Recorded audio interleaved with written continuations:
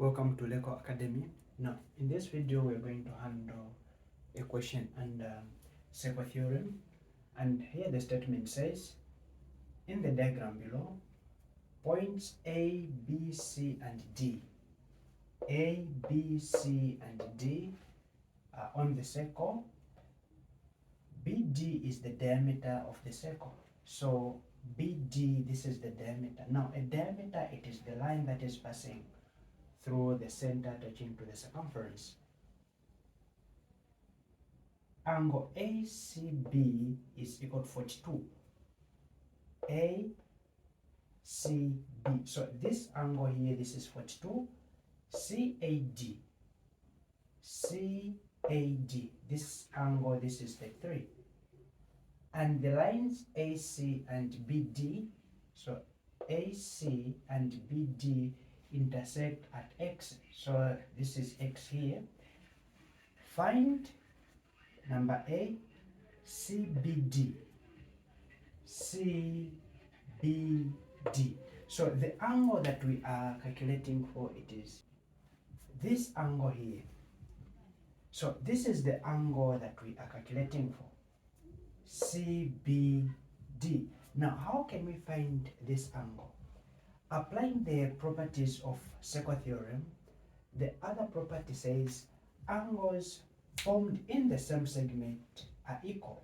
So if we check angle CAD, this angle here is equal to this angle. Why? Because they are on the same segment.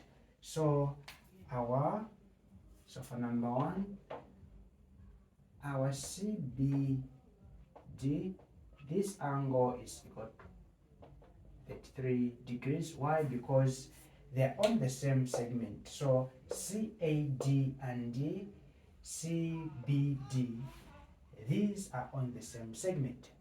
So this is 33 also.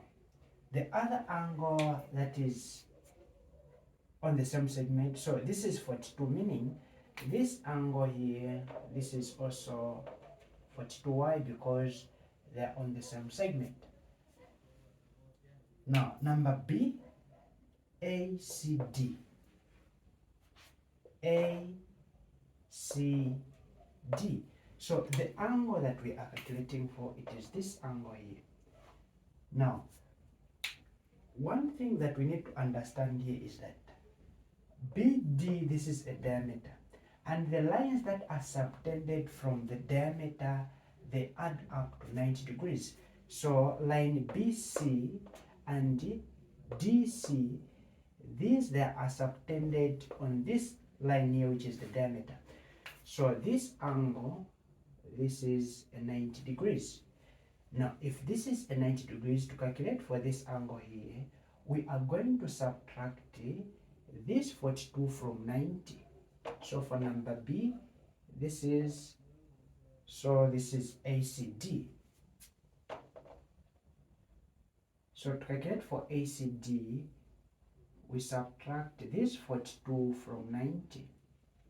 So 90 minus 42, this is 48 degrees. So our ACD, this angle, this is 48. The last angle here, which is AXB.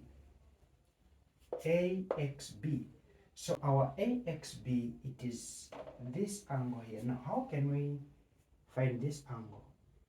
So to find this angle, unless we find this angle here, because AXC, this is a straight line, and angles formed from the straight line, they add up to 180. So this angle here, it adds up to 180. So if we find this angle, we are going to subtract it from 180. Now, how can we find this angle here? Since we have this angle and that angle, and angles in a triangle, they add up to 180. So we are going to add this 33 and 42. So 33 plus 42. So 33 plus 42, this is 75. This 75, we subtract it from 180. So we are subtracting this 75 from 180 because all angles in a triangle, they add up to 180. So 180 minus 75, this is 105. So our x here, this is 105. Now that we know this angle, it is easy to find this angle here. As I said earlier that CXA, this is a straight line. So angles formed from a straight line, they add up to 180. To calculate for this angle, so this is C, AXB. So AXB, since this is 105, 180 minus 105, so this is giving us 75. So 75, it is this angle here.